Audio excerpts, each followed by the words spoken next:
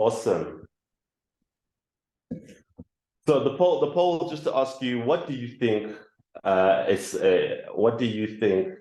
hacker looks like? See, we've got quite a few responses already. We'll end the poll in just a quick minute or so. Interesting results.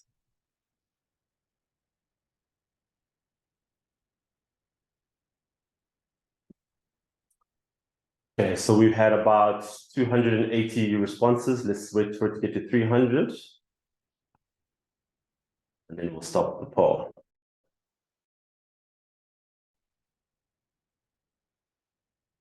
All right, a few more.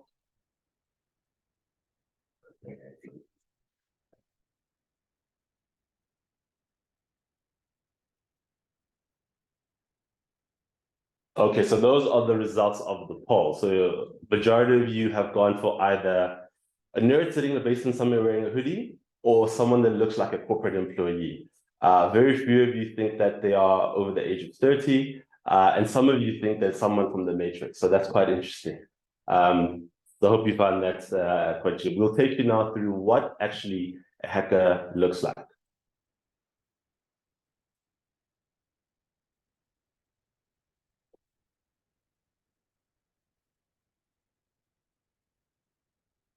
So over to you. Thank you for that, Wando. Ladies and gentlemen, meet your hacker. I'm presenting to you the stats from the Inside the Mind of the Hacker report of 2023. So meet your hacker. 57% of your hackers' age is between 18 and 24 years. There are 54% of them actually graduated from tertiary education, while in alignment with what the responses of the poll were saying, 77% of hackers are actually reporting in the IT or cybersecurity industries or fields, and the remaining 23% have jobs across every industry you can think of. The top 10 of industries are listed, and I'm just going to mention a few. We have those in education and training. We have those in business and financial operations. We have hackers in medical and healthcare industries and corporate management. This can show you paints a picture of insider threat that can arise on exposure of insider threat, whereby you can be hacked by someone or someone from within your organization can orchestrate a hack against your company. So further than that, we see that 93% of hackers are actually fluent in at least 2 languages. And the number of teenage hackers in the past years have doubled. This is due to them learning via internet resources and making hacking easy. And this is more fun than actually being greater than, like, if you want to think about 20 years ago, most teenagers, that was the only sort of job that they could or that they wanted to do. But now with the technological advancement and the Internet of Things, hacking is more exciting and more easier to learn now for teenagers of today. Yeah, next slide, please. Oh, sorry. Then we have some more stats there. Or why do these hackers actually do this hacking? 14% hack as a side hustle or for fun. 25% hack part-time, and 29% of hackers are actually hacking full-time. I'll try to move on this on the next slide. Thanks, Pablo. Yeah, thanks, Mr. Just to add on to this, I mean, ask yourself, if you've got a teenage child, what are they doing with their time? Are they learning hacking tools? Are they going to be entering into these stats as either part-time hacker, as you can see that from 25%, or someone who feels that this is the new age in terms of how to live their lives going forward? In the next slide, we'll unpack this a little bit further. Thanks, Landro. Inside the mind of the hacker. So why do they actually hack? We have some nice stats here from the same report. We see that 5% of the hackers, a very small number, are hacking as they're looking for something to do, and then 6% are hacking for the greater good. We've all heard of hacktivist groups. We had an hacktivist attack on the SABC past few years ago by a group called Network Anonymous. They were actually hacking the SABC. in the light of alleged censorship at the SABC. So that's where we see hacktivists or the greater good coming up. They're at 6%. 7% of them are doing it for actual livelihood reasons. They're depending on this for their livelihood. Then 12% and 14%, they actually hack for a challenge, Luando, and finding something exciting to do. They're just happy to find something more exciting. And then we look at the 28%, the number starts jumping high. They're doing this as a personal development. I just like to pause here and take us back. Luando, can you please just explain the term hacker? Where does the term hacker come from? I'm not sure how many of you would know this, but if you do know the answer, please put it in the chat. But originally, the term hacker was not associated with crime, was not associated with something malicious.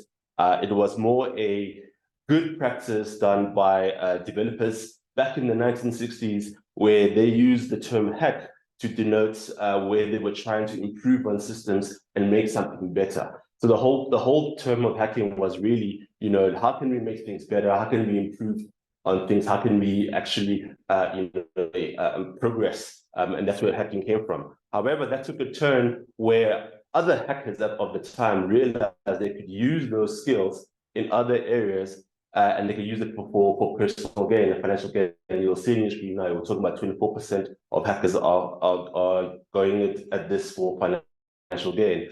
So once they found that they could use those skills to hack telephone lines at the time and make pyramid calls, that's where the phone phreaking element came in. And then later, as technology kept developing, to use those skills to actually try and get financial gain from companies, from individuals. That's where the term hack transformed from a positive term to a more negative term.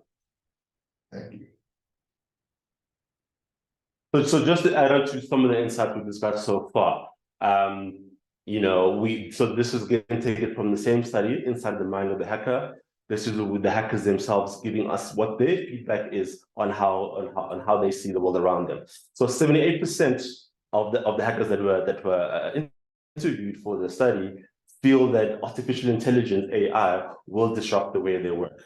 However, from that same amount, they don't feel that it will actually change or replicate the human creativity. So they will want to use it in future. And you can see the 94% at the bottom of the screen, where they plan to use it, or they're currently using AI as a way of hacking. Unfortunately for us, artificial intelligence is seen as something that is advancing technology, advancing the way we do business, advancing us in doing things better and maybe quicker and maybe even safer in some parts. But from the other side of things, hackers are now also using the same technology or creating the same version of their technology to better improve how they are hacking. And that's where you see that 94%, quite a high percentage of people who are deemed as hackers are feeling that AI will be part of, or is currently a part of, how they do their business.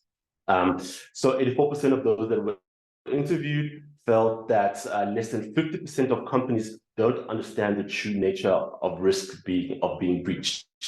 This is a sentiment that we echo from as the insurer side, where we're seeing a lot of companies potentially, don't put enough emphasis on their cybersecurity, on their awareness schemes, on understanding what kind of impact a cyber attack could actually have on my business. And this is echoed by attackers, which I think would then drive further those stats that we're seeing of why do they actually hack.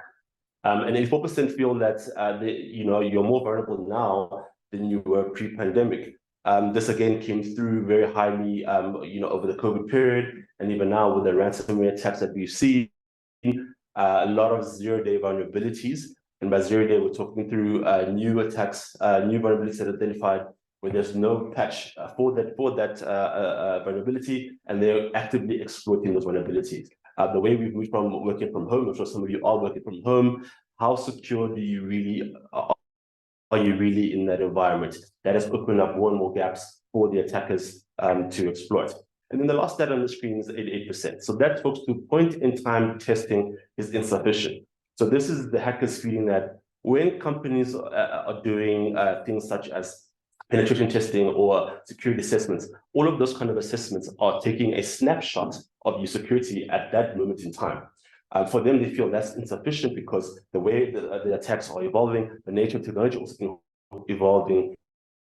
You'd rather have a more holistic approach to that, where you're constantly monitoring the environment to pick up those new vulnerabilities and patch where available to alert yourself from a new sort of attack into your network. Whereas if you just only take a scan today and say, oh, as of today, everything looks great, but tomorrow the hack could actually happen, which then puts you back at square zero. And this is again coming through from the actual thoughts of a hacker. Another study done by Tokyo Marine, they're just showing us what they've seen from incident reports. What's been the biggest driver? If you look on the left there, the two circles for 2021 and 2022, you'll see that business email compromise is definitely something that has come through as a big driver of incidents over the last couple of years. We've seen it in our stats. I think we speak to our claims managers, they would have told you they were actually tired of seeing the number of notifications that are coming in for business email compromises. Ransomware was quite a bigger chunk of that pie in 2021, and we saw a bit of a decline over the last year. However, we are seeing that element of hacking increasing again in 2023 with some notable incidents that have happened this year alone. The other element of this pie is then the data breach side of things. You would have seen locally with the POPI regulator doing some enforcement on a few companies, one of which being Discam, which is the latest one, based on the back of data breaches. So there's one more spotlight on how data breaches are being handled, what the implications of those can be, and this is again showing up in a number of incidents from a reputable provider. So let's look at the evolution of email attacks. Right. So if we look at the scenario on the screen right now, we look at how emails were used as the predominant way of attacking a business. The aim of that was to get you as the user to fall for the scam, right? So the email-based scam. So the scam on the screen is talking to you won $8 million as part of a portfolio, from a Stephen Hawking grant. For you to claim your $8 million, all you got to do is give us your actual personal information. So your name, your address, your cell phone, your age, your height, your width. I mean, imagine, what does your age, height, and width have to do with you claiming, money from a competition that wasn't fitness-based, as an example, if that was the case. And if you read right at the bottom, let's read it together in terms of how you can now pick up that this was the early form of scamming. English was terrible. It was quite blatant if we look at how it's structured. So this reads as, this is a hug money that will change your entirely life to your future generation. Good luck to your family. Will never suffer again. Bringing it to you by late Dr. Stephen William Hawking. To your answers award winner. I mean, if you read that out loud now, you probably laugh and say this is clearly a scam. But people who fall in hard times would fall for these scams, would be hoping and wishing that there's something true, and they would click on these links. They would easily enter the information, and therefore now the hackers have got information, and they can then use that to perpetrate identity fraud against you. The evolution of that then went into using email attacks that are a lot less easier to see on the eye. So it looks like it's coming from the right source. So this email is coming from Office 365 Security. It says hello user. So firstly, that should be your first red flag. You being referred to as a user. You would not be referred to as a user. You probably be referred to by name or by Mr. or Mrs.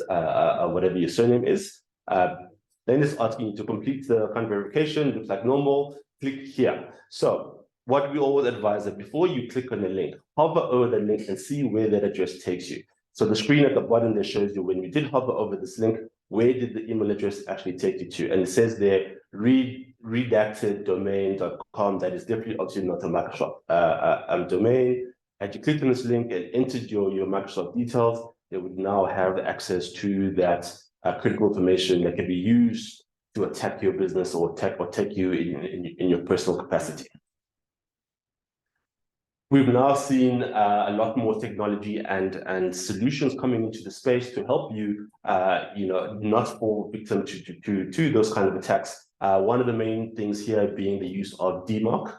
So DMARC is a tool that then helps you to lower your risk by actually validating where emails are coming from, that it's actually coming from where it says it will come from. The screen on the right just shows you the example from iTOO's own domain and our addresses. We use DMARC as part of our security, and it gives us quite a good score there, 5 out of 5, as showing that if an email comes from iTOO, it actually does come from iTOO. Now let's move into extortion. Musa, over to you. Extortion all grown up. Thanks, Rolando, for the business email compromise history. Now we're just going to be looking at the extortion, where we came from and where we are now when it comes to extortion. Here's our lovely hacker in a hoodie in the basement somewhere, sending an email. You know, that's a common method of attack. Sending an email to entice the recipient to click on the malicious link, which has malicious code written, which is referred to as malware or ransomware.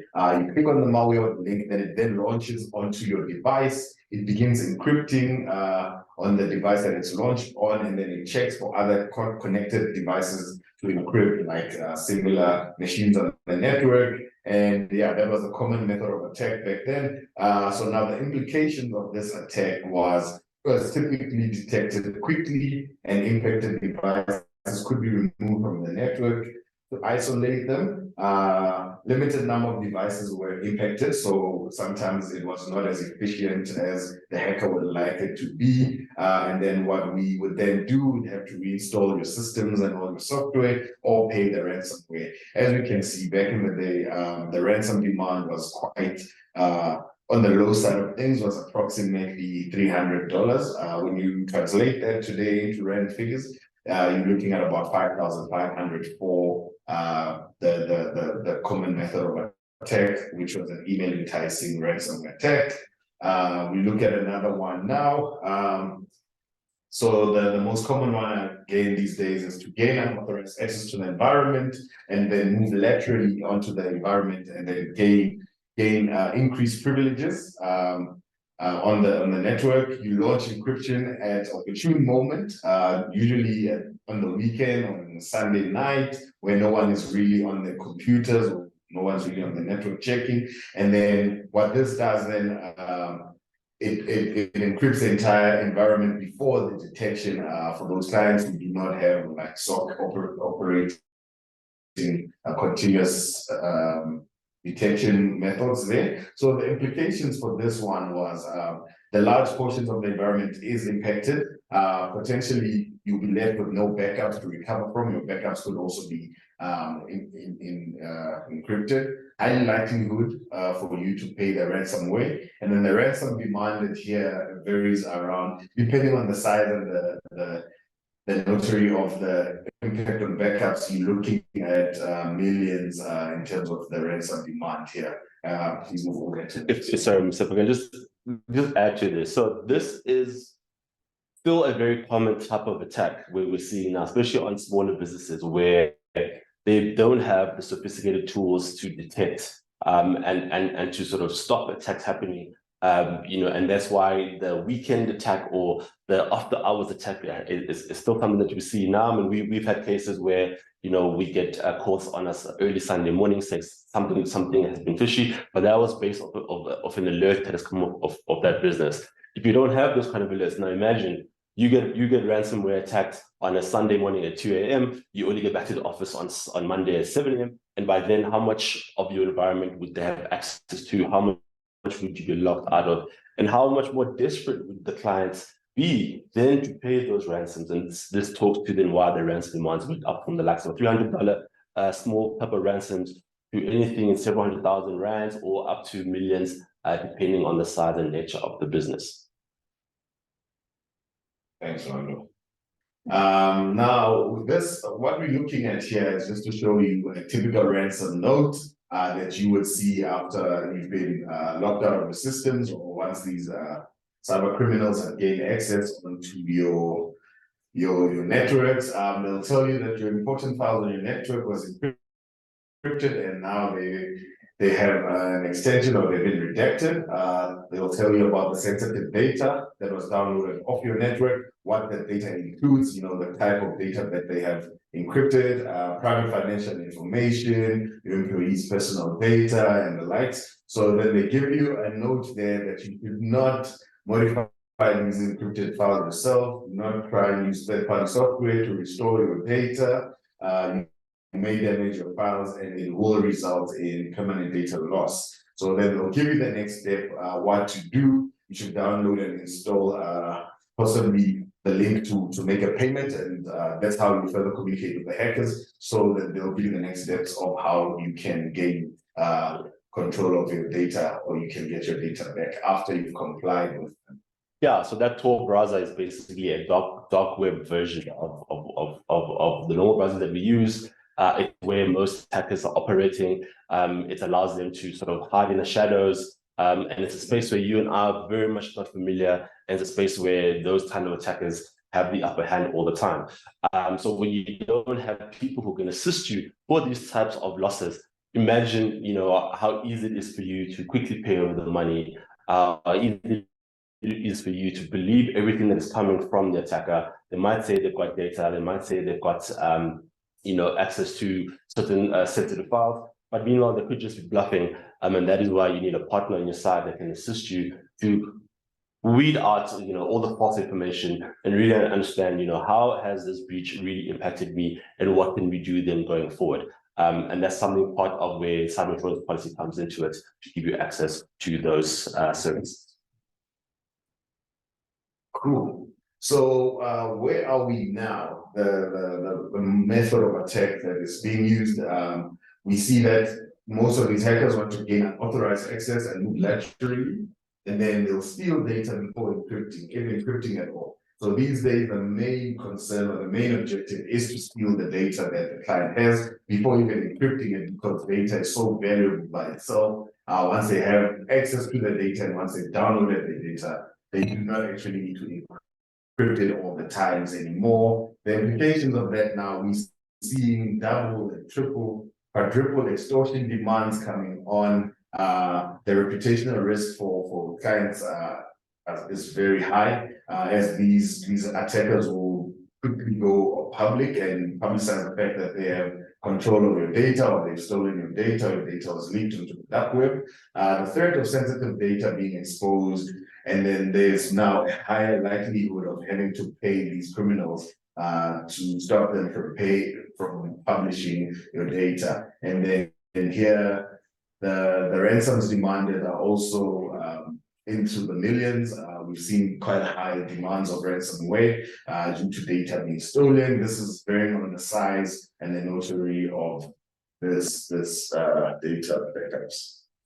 Yeah, and from our side, again, just to add on to this, where data is so critical to every single business. When hackers do have the right data and they do know that you need this data, or you need this access to that data, they really do hold you to that ransom. And we've actually seen a few of these ransoms come in. We paid recently, last month, a ransom, up to 10 million rand, just based on a scenario similar to this, where client, was locked out of the systems. The hackers also had their data, so that's talking to the double and the triple extortion implications. And then from there, they could not really move on without us having to pay that ransom. So these are something that are happening on the ground to clients that you may be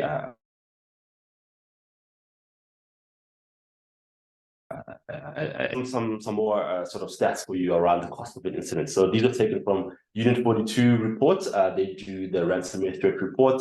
And part of what they're seeing here is that demands, as we've mentioned, have gone up. So we've got the 144 where the average demand has gone up. 70% of those cases are then with the data theft. So then adding that next element of having multiple sources to hold over the client. So it's not just systems, it's also the data, and it could be other elements where you can then have more leverage to have a higher ransom.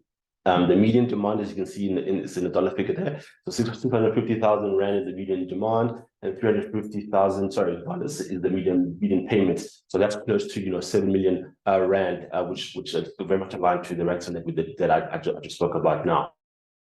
There's naturally been, unfortunately, for your businesses, for your clients, there's been quite a large increase in the number of victims that we're seeing. And partly for this is things such as having ransomware as a service.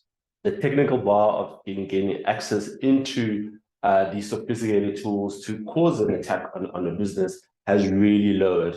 Even low-level hackers can connect to other hackers who have other information, other sources, to then really help them do their attack on any business they want to do. So that bar of being the best and the brightest in terms of knowing how to write code has really reduced, as there are others who can do that for you, and I'm more than happy to sell that service onto you at a nominal fee.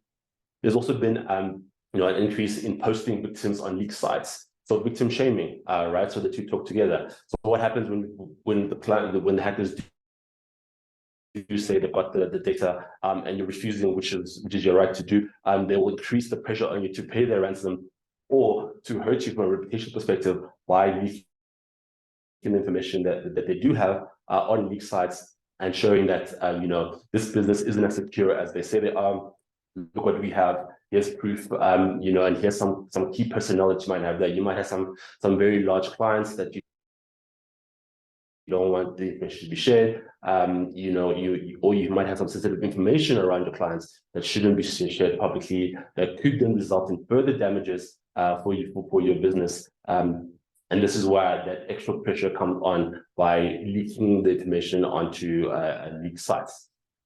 Another element that has been driving the ransomware pandemic, as we call it, have been the increasing use of 0 days. So we mentioned 0 days earlier on. So 0 days is talking to where there is a new vulnerability that's never been seen before on a system such as a Microsoft email exchange, but there's no update for that vulnerability. So what happens in that case is that the attackers, because they're always looking for these vulnerabilities, they find the vulnerability and they start exploiting that vulnerability actively. In 2021, we had the Log4j vulnerability that happened over December.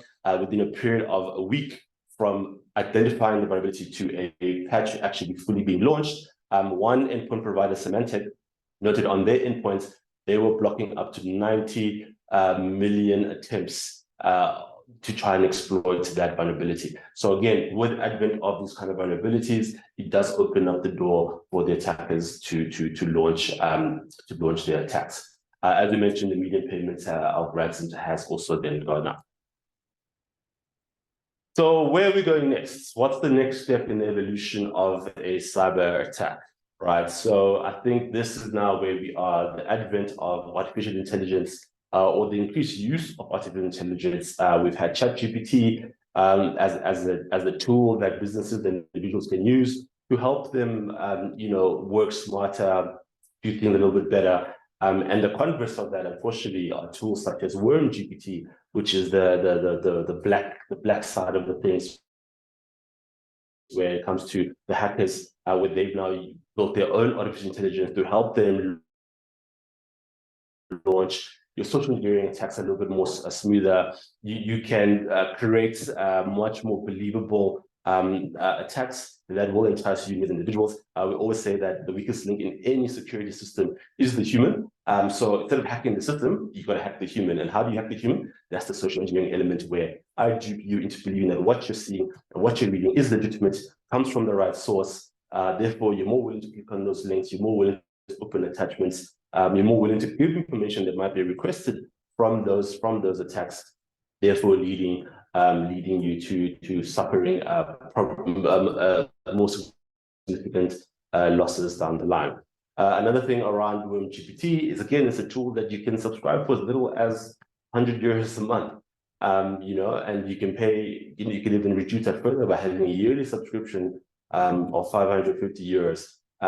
That's little money in the greater scheme of things. If you're paying 550 euros, which is equivalent to what, about 10,000-12,000 rand, and you're getting ransom payments of millions in exchange, I would think that is a great deal in the larger scheme of things. So this is unfortunately where we are with artificial intelligence. It's great for us to use the tool from the business perspective, but it also opens up and poses new threats. So building more sophisticated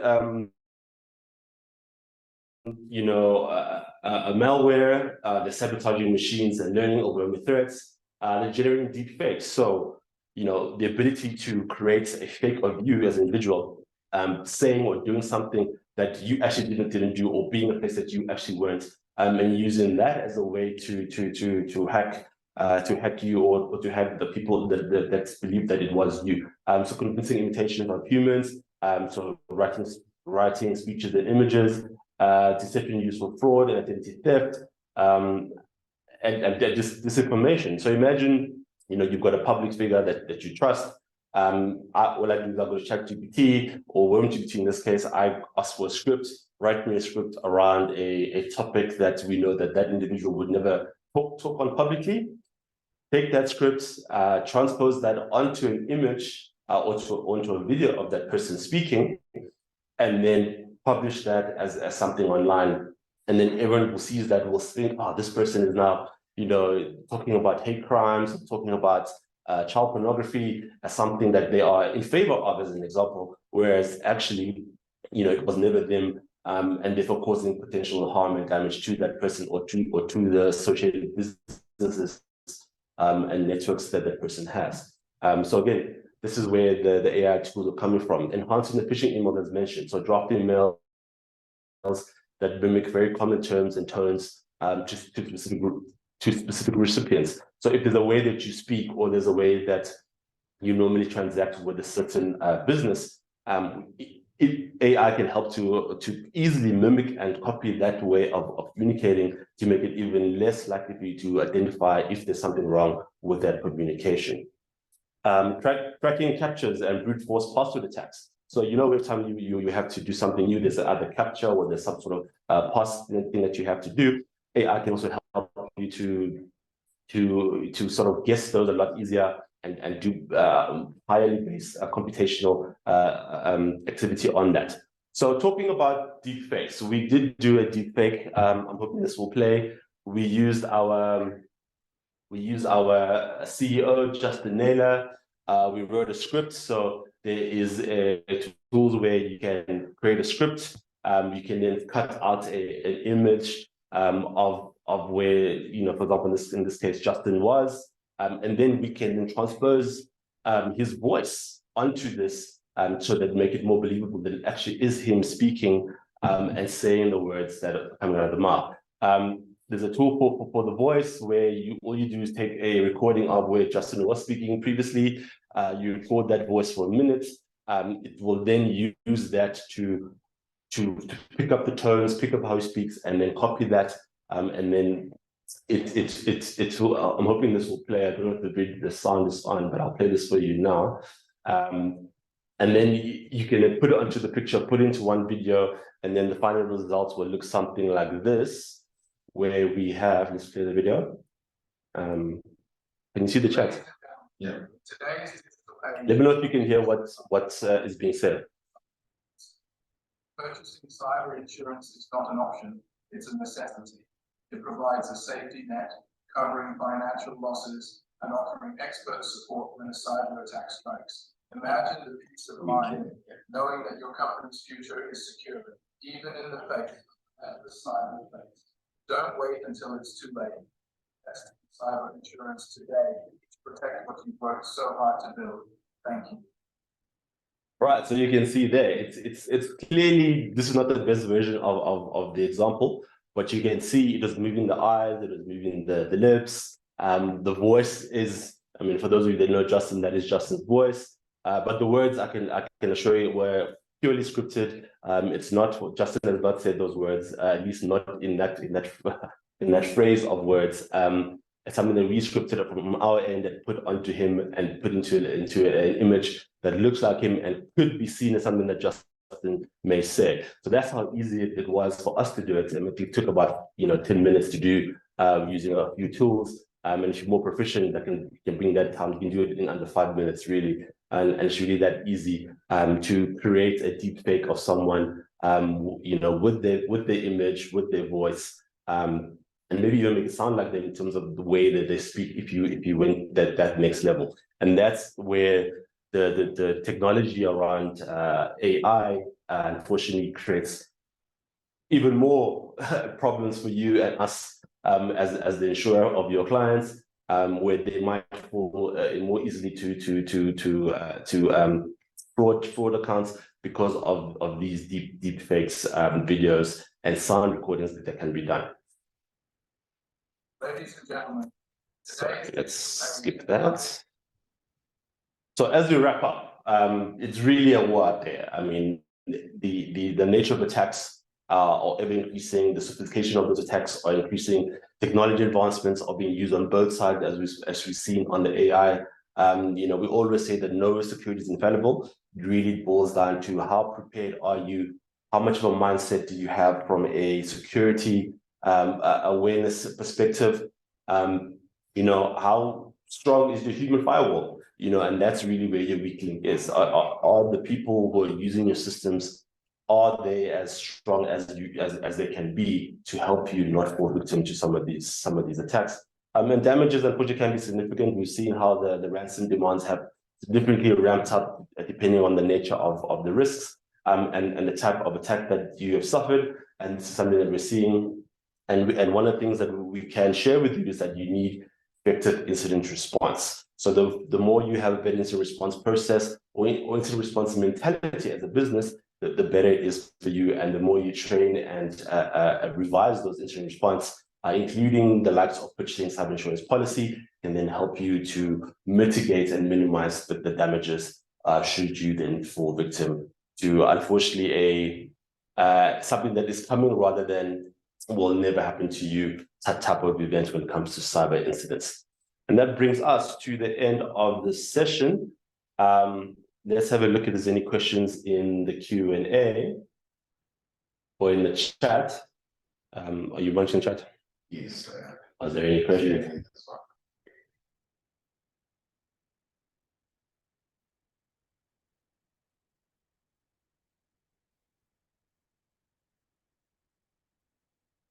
So there's a question on the Q&A around what measures can you take to avoid your phone being hacked, especially when you have your banking apps? So I think a couple of things on that. On your banking, firstly, you should have, hopefully some sort of biometric,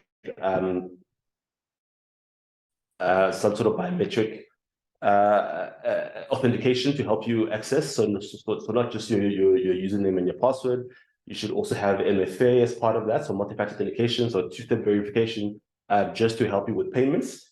Because at the end of the day, if you're doing a new payment to a new vendor, that should not go through without you at least getting a second approval to say that this has happened to you.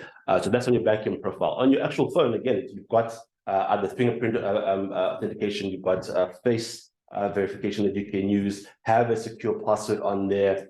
You can even hide some of your critical apps, behind other apps, so that it's not that easy to gain access into those apps. We do advocate for smarter phones. Unfortunately, I think those do give you the opportunity to really use the most modern types of security. And then for your password, there are things such as password managers. Instead of you having to come up with a password or a passphrase, use a password manager where you have one sort of really secure passphrase that you can use for the entry of that, and then the rest of the passwords are managed by that automated program that will give you some nice long passwords that you and I will most likely not guess, and you would need very specific tools to try and crack those passwords. And because they're long and they're complex, the time it will take to crack those passwords would be into the years potentially. I hope that answers your question, Figile. Karen,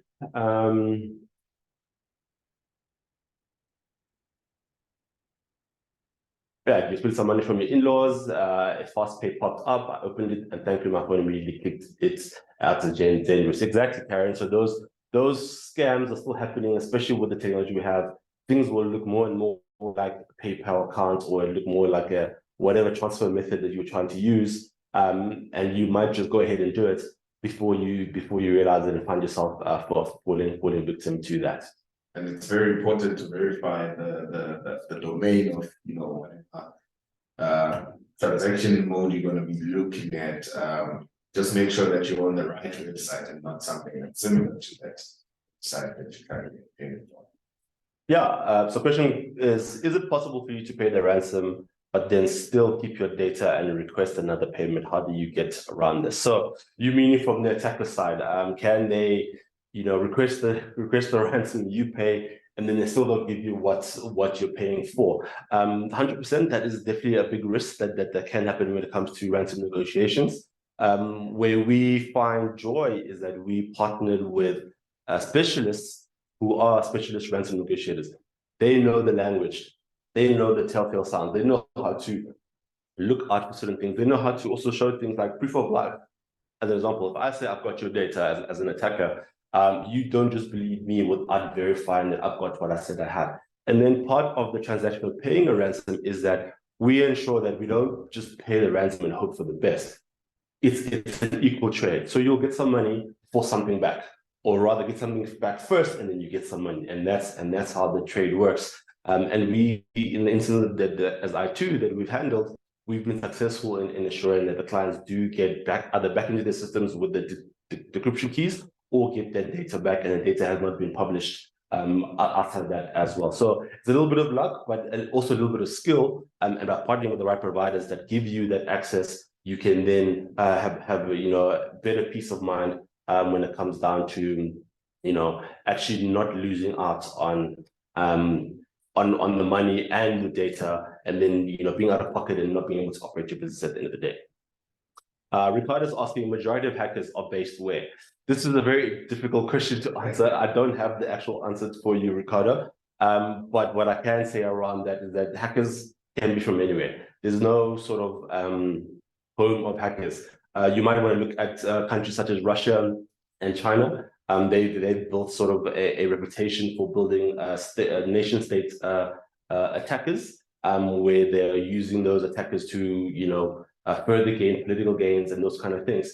So they might have a bigger base of hackers, but I think globally there are hackers all over the world. As we said, a lot of hackers are not really going in for it for financial gain. They're going in for excitement. They're going in for a challenge. They just want something to do. I feel like I'm bored today. Oh, let me learn a new skill. Let me learn how to hack. And then once you've learned that skill, you have to use it somewhere, right? So you just start playing around and start hacking for fun, and those kind of things. So it is a bit of a scary world. I do agree with some comments are coming in the chat. But yeah, so there's no one sort of specific answer I can give you on that, Ricardo. Yeah, thanks. Yeah, so here's a comment from one of our claims managers, Nadia. She says that we call the hackers a global team, as they can execute an attack from any region in the world. And that's exactly it. It's not limited to one region. You can be anywhere. Could be sitting right next to me and hacking me as we speak, or you could be sitting 3,000 kilometers away and doing the exact same thing. So yeah, I'm not sure if you've seen any other questions in the chat. I haven't been monitoring, but if there's no other further questions, let me just have a look here. What's the question? It says, if banking details are changed fraudulently and not vetted by client and paid, would that be viewed as an E&O claim, or would there be a product that iTOO could offer for staff negligence? Right. So from a cyber insurance policy trigger perspective, what we'll be looking for is, where did the network breach for those bank details to be changed happen? Where did the email compromise happen? Did it happen on our insured's network and service, which is what we're covering, or did it happen on their client's network and service? Right. So if it happens on your service as the insured, and then I'm a hacker, I hack you as the insured, I know that you're about to make a payment, but before you make the payment, I change back the details at the last minute, and then you pay out to those details thinking that they have already been verified and validated, but the money then disappears because it went to the wrong person. The policy would then be triggered to try and assist you in that instance. However, if you receive an email correspondence from a client where that client would actually, where the compromise happened, and you didn't validate using your verification tools or methods to say, pick up the phone and say, hey, listen, we've got your invoice, just want to double check, is this actually an FNB account? Is this the account number? Is this the correct amount that we need to pay? And you fail to do that, that unfortunately will not fall within the ambit of a cyber policy.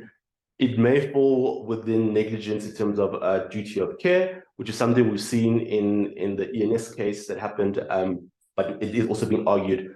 So we don't want to hop on that too much. It will depend on the circumstances of each case, and we will see where that takes us. But from a cyber perspective, purely, it would not be picked up if the breach happened at a non-insured's network.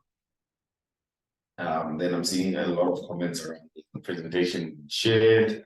Will we be sending out the recording to everyone who attended? Yes, so the recording will go up, I believe. I'm not sure if Caesar or Santem is online. The recording should go up on our YouTube page, so you can always come back and have a look and refresh yourself on some of the things we spoke about today. In terms of the presentation, we're happy to share a version of this presentation, and we'll share some more marketing material as well from a product perspective if you are looking at that as well. Yeah, that's it from us. Thank you again for attending this iTOOsday. We are doing a cyber themed month, as it is Cyber Awareness Month. So every Tuesday for the next 4 weeks will be a cyber related topic. So please join us again next week for our next topic. We're still finalizing what that is, but the invite will go out shortly. And then we're looking at going to the future. We're looking at personal lines as well with our own Candice Sutherland. Sorry, Candice Topbrick. Apologies, Candice. We'll also do a session on the psychology of a hacker. If you want to learn more around how hackers think, we touched on a little bit on that today, but we have a full presentation by one of our claims managers who will give you some insight into that. And we're also looking to do a scenario-based session where we look at how a cyber incident can transverse across multiple other insurance policies, and how one risk can actually lead to larger costs and larger issues for one insured. So look out for those invites. They are coming up in the pipeline every Tuesday for the next 4 weeks at 10 o'clock. Please join us for those sessions. So with that, I'll say thank you. Thanks, Musa, for joining us today. Thank you for your insight.